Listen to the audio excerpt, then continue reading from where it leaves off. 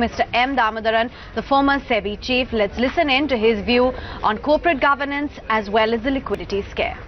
Governance will have its round of debate on the whole of corporate governance issues. What is going to be the big theme this year? Because clearly every year you have set the agenda when it comes to corporate governance. Well, this year, as you said rightly, this is the 5th year. When we set out on this journey a few years ago, we did not expect that we will get to see so many violations on the corporate governance front. So the journey has moved from being more academic to addressing issues that are very topical, very current, very thought-provoking, very disturbing. But then again, we don't focus on individual issues. We just look at the lessons that they have thrown up for us. When I say us, it means practitioners of governance, those who are in the governance space, lessons for regulators. How do you respond to those? So the overarching theme is to reinforce the message that corporate governance is a necessary condition for sustainable performance. We're looking at different attributes of governance. It's not unidimensional. Mr. Damodaran, if I could ask you, as you are rightly pointing out, this would happen at a time when we are seeing many boiling corporate governance issues, particularly the one involving India's biggest regulator, RBI. How do you see things happening there at the RBI board? Perhaps government or the RBI board somewhere cross the line, or perhaps it's a healthier debate that is happening, which perhaps would have a good outcome. How do you look at the events happening at RBI board? First, let me make a point, which is that we often talk in terms of independence of organizations. Independence is a wrong word to use. When you look at organizations like the RBI, what they have and what they should have is functional autonomy, which is a few shades different from independence. That said, RBI is a creature of 1934. Over the last several decades, there have been differences between the RBI and the government. And there must be differences, because if both are having identical thoughts at all points of time, then you are not getting constructive debate going. The needs of the nation will not get addressed. So there have been differences, there have been standoffs, but none of that played out in the open as it happened this time. There have been instances of governors not able to endorse the view of the government then in position and demitting office. But a continuing standoff which in some sense, brings up issues of, is RBI accountable? If so, to whom? Is there more transparency needed in the way it functions? Should it address more issues of more people than it seems to be addressing at this point of time? Some of these questions have been thrown up largely because of the standoff. And I think the major casualty, and I'm not blaming any individual for it, is that we should have witnessed more maturity in the conversation. Somehow an element of immaturity crept into the conversation. From both sides? I would say from both sides. Provocative statements were made, and that's not the way to have an engagement which is constructive, which certainly must be an engagement where one side challenges the other so that the best results come out. But there's a way of conducting that conversation, and I think we failed there. Mr. Damodaran, if I could ask you, I'm asking you because you have occupied the highest chairs in various positions at various points of time. Was that letter perhaps using the Section 7, the flashpoint, and at this point of time, the way things stand, if you have to give an advice or both the sides come to you, how do you see the situation going forward should be tackled, or perhaps what steps needs to be taken? Firstly, an issue of this kind should never play out in public. These are conversations that you can have in private with the RBI and the government. Section 7 has been on the statute book ever since the statute came into being, ever since RBI came into being.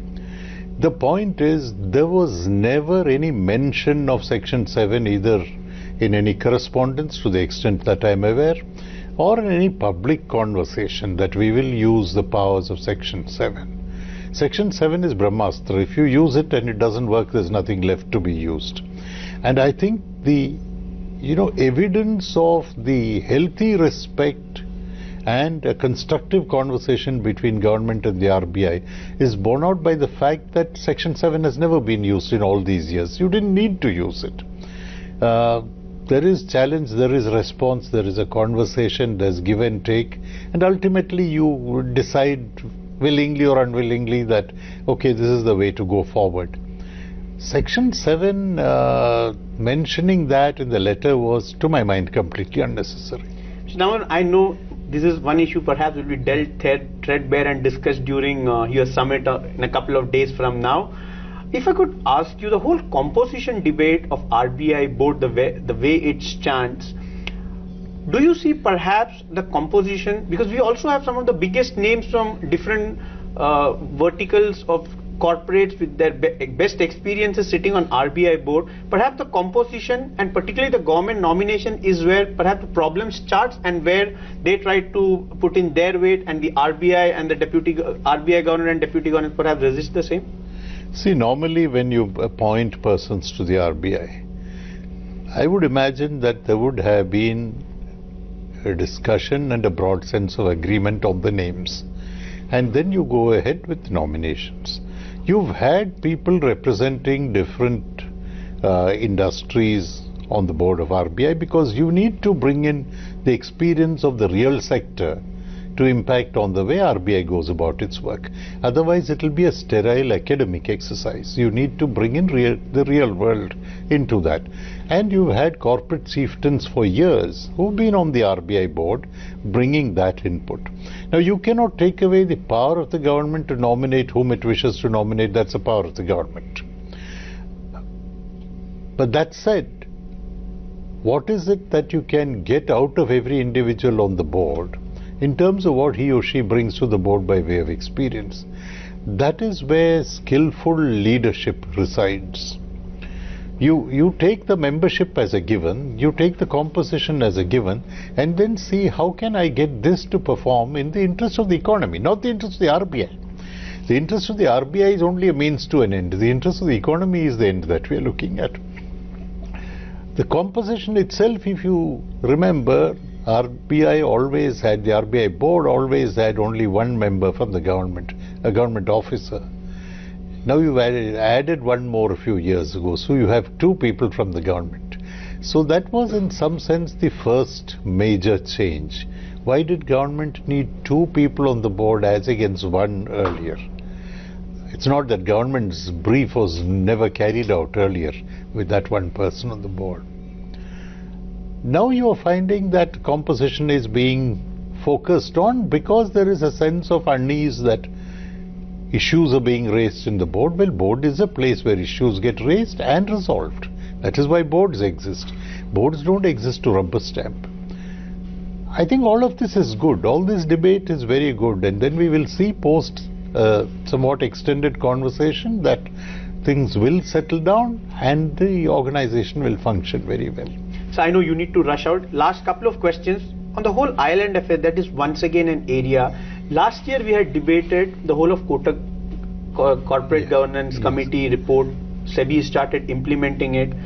Taking that and now the experience of island affairs, how do you see perhaps things would have been different if Kotak Committee reports were implemented, or clearly island affairs once again was a sitting duck ignored for the longest of time? No matter what regulations you have, no matter what laws you have, there will be some people that will act in a manner inconsistent with law. I am not for a moment rushing to judgment and saying that that is what happened in the island affairs. I think what happened in the island affairs was the business model was unsustainable. In addition to which, and the problem got compounded because there were receipts from government departments that did not come in time. So they were operating on the edge, as it were, and it needed only a little push to push them to the other side when the defaults started coming up. It's not that there was an absence of laws or regulations. So I don't think that implementation of Kotak Committee recommendations any more than it was implemented, a lot of it has been implemented, would have addressed that issue. You need to look at audit reports, you need to look at regulation, you need to look at the way the board went about things.